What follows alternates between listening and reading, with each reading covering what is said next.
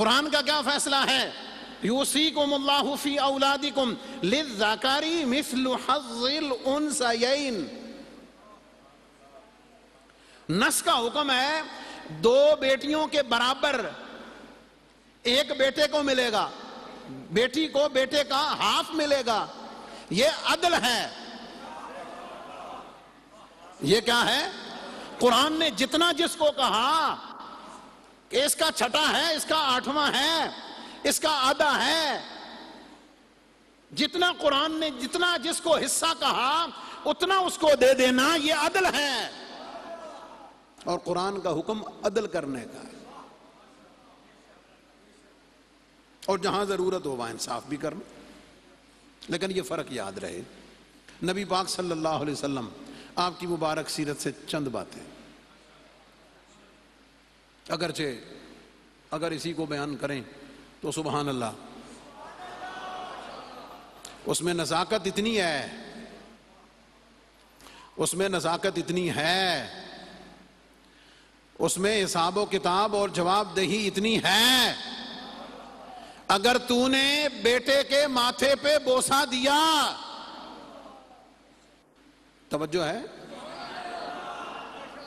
تو نے بیٹے کا ماتھا چوما، تیری فیلنگز کیا تھیں؟ کس جذبے سے تو نے بیٹے کا ماتھا چوما ہے؟ تھوڑی دیر بعد تیرے سامنے تیری بیٹی آ جاتی ہے.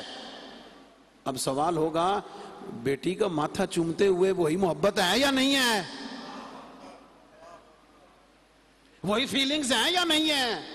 اگر وہاں بھی اتار چڑھاؤ ہے تو یہ بھی عدل نہیں ہے، یہ بھی ناانصاف ہے. اللہ پوچھے گا.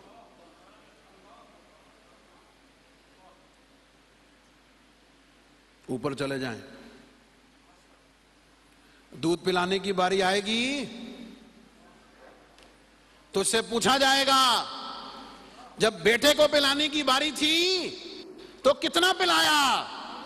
بیٹی کی باری آئی تو کتنا پلایا؟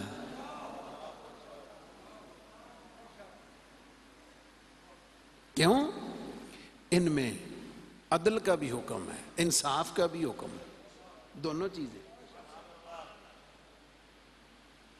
بیٹے کی باری آئی، تو نے اس کے نام سارا کچھ کر دیا، اے بھی پتر لئی، اے بھی پتر لئی، اے بھی پتر لئی، تو بیٹیاں کیسے اور دیاں نے؟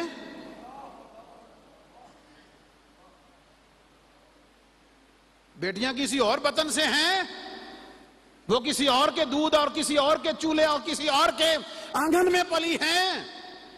خدا نے تجھ سے جہاں باقی کچھ پوچھنا ہے یہ بھی پوچھنا ہے، اس کا بھی سوال ہونا ہے.